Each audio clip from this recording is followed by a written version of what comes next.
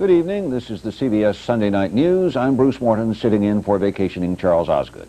In Manila, Philippine President Corazon Aquino today met her first visiting head of state, New Zealand's Prime Minister David Lange. Aquino faces serious economic problems, and Lange offered agricultural aid. In Honolulu, ousted President Ferdinand Marcos said he's still the real president. We have two reports on Marcos. First, Bill Redeker.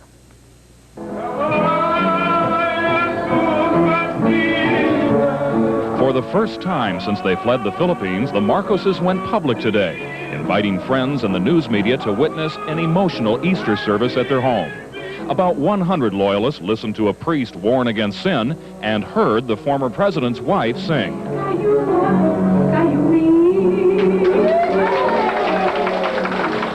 Following the services, the deposed leader answered a few questions and made it clear he still considers himself president. Of course.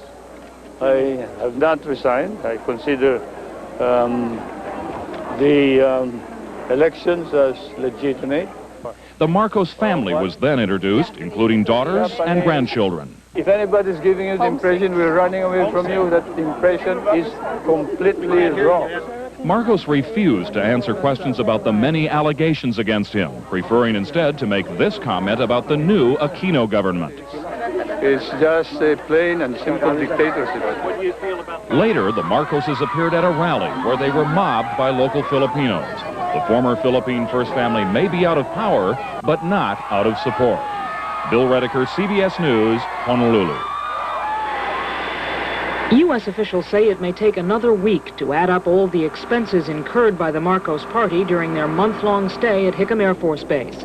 The total is expected to run well over $100,000, but there's still no decision on just who will foot the bill, Marcos or the American taxpayers.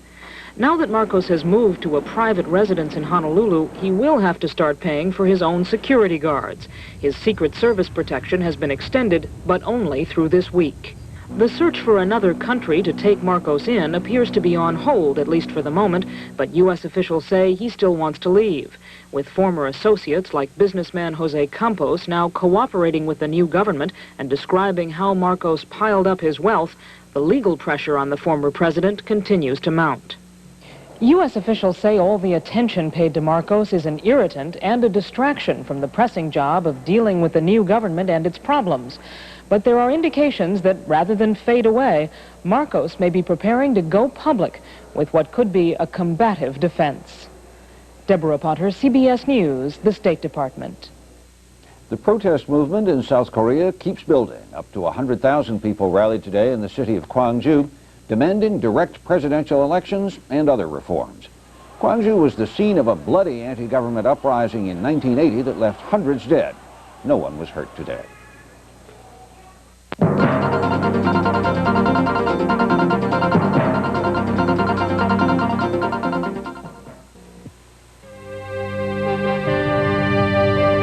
For over 50 years, there's been a unique insurance corporation.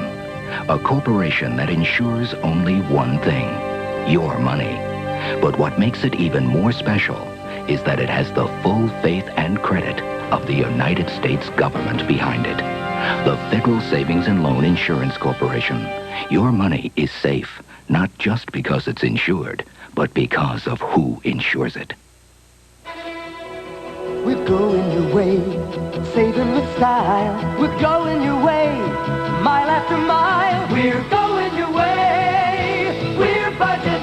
At Budget, you get stylish cars without the stylish prices. Just $39.95 for a luxurious Lincoln. There's no better way to go. We're going your way, we're Budget, and we're going your way. Soviet leader Gorbachev made a public call yesterday for a superpower ban on nuclear testing. Today, on his way home from Europe, Secretary of State Schultz called for a return to private diplomacy, saying that's the best way to make progress. But as Bill McLaughlin reports, the focus of the Schultz trip was not Moscow, but Libya and Muammar Gaddafi. The Secretary of State returned to the U.S. tonight a very satisfied man. When the U.S. Navy struck back at Gaddafi, it was executing a policy engineered by Schultz. Schultz was in Europe 10 days, and as he toured the sites of Turkey and Greece, he sometimes appeared to be America's top tourist, not its top diplomat. But behind the scenes, Schultz was helping to plan the U.S.'s move in the Gulf of Sidra, while at the same time he was also trying to shore up NATO's southern flank. Schultz met with Turkish and Greek leaders, setting the stage for future talks on American military bases there. Both countries agreed to cooperate more closely with the U.S. in fighting terrorism. Schultz got the same promise in Italy during his talks with political leaders there. And every chance he had, Schultz zeroed in on Gaddafi. He harbors terrorists, trains them, supplies them, encourages them, and brags about it. He is his own smoking gun. You don't have to be Sherlock Holmes to figure it out. Bill McLaughlin, CBS News, with the Secretary of State. When school vacation ends in South Africa this week, black students will be back in their classrooms. Black leaders decided today to call off 2 years of boycotts. They'll try other kinds of anti-apartheid protests, including nationwide general strikes, later this year. If NASA is going to meet a deadline for a report on the space shuttle disaster, it has less than 3 weeks to complete it. So on this Easter, salvage crews took no holiday from their search for the wreckage of the Challenger. Bruce Hall reports. A week of rough seas and turbulent bottom currents have brought a disappointing discovery as Navy divers return to the ocean floor today, trying to recover the last of the shuttle's crew compartment. All debris is heavily silted over and requires digging out to recover.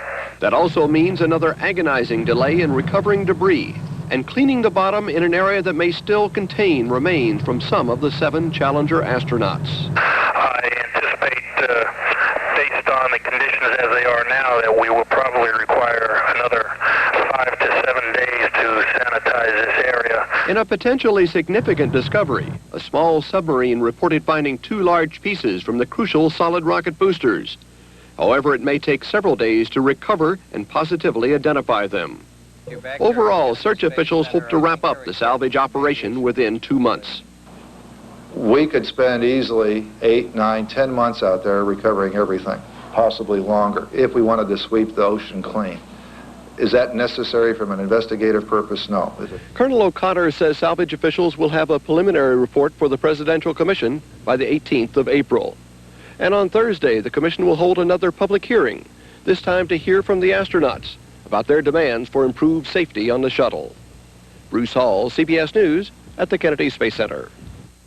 With Kansas and LSU knocked out of the running, the Final Four have been whittled down to just 2. Duke and Louisville will fight tomorrow for the college basketball title. But in case you think what's going on in Dallas this weekend is all fun and games, reporter Harry Smith will tell you differently. It's a hoedown indeed, but its resemblance to an old-fashioned country party stops with the music. The limos arriving at Dallas Reunion Arena for the NCAA basketball championships tell the story of big-time college sports and the money that goes with it. The big alumni, the big bucks usually get the tickets and corporate stuff, especially for the bigger games, and students are usually left out in the cold with their signs trying to get tickets. Final Four tickets, they start at $400 and go to $1,500 a seat. Debbie Andrews runs a Dallas ticket brokering firm. Her top price for Final Four tickets this year, $2,200 a piece. Sometimes it's hard to find the game amidst the dollar signs. Each school that makes it to the Final Four gets a check for more than $750,000. But on the floor, as if in a different world, an LSU team played better than it should and threatened to make their Cinderella dream come true. And a team accused of a corporate attitude showed real blood runs through their cool veins. The college game seems safe despite all that surrounds it. Harry Smith, CBS News, Dallas. Actor James Cagney died today at his farm in upstate New York. He was 86. Cagney was born to a poor Irish family in New York City and grew up to become America's Yankee Doodle dandy.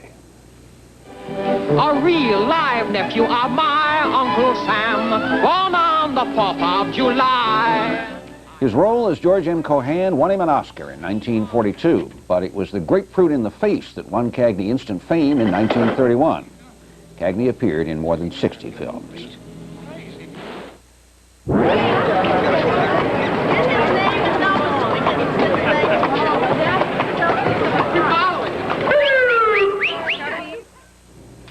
Today was Easter Sunday, of course. High religious ritual for some, chocolate bunnies for others. If there was an overall theme today, it was probably renewal and hope. The bells pealed this Easter Sunday at St. Paul's Cathedral in London, part of the solemn part of this Easter holiday.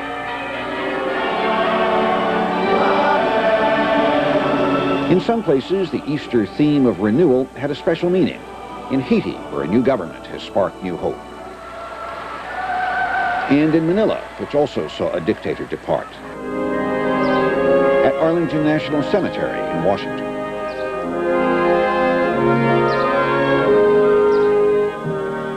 At a picnic for migrant workers. All across the country, you could hear the Hallelujah chorus.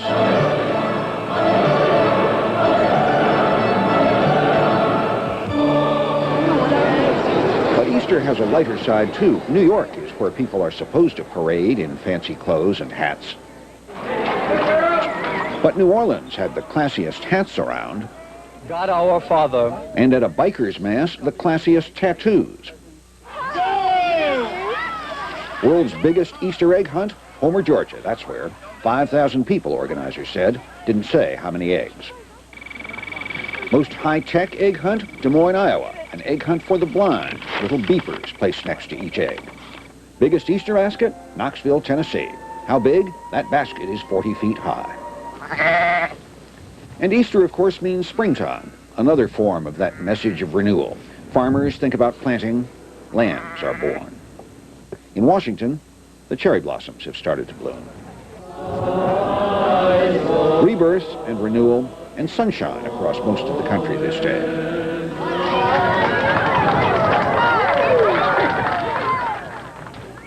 That's the news this Sunday night. I'm Bruce Morton, CBS News, New York.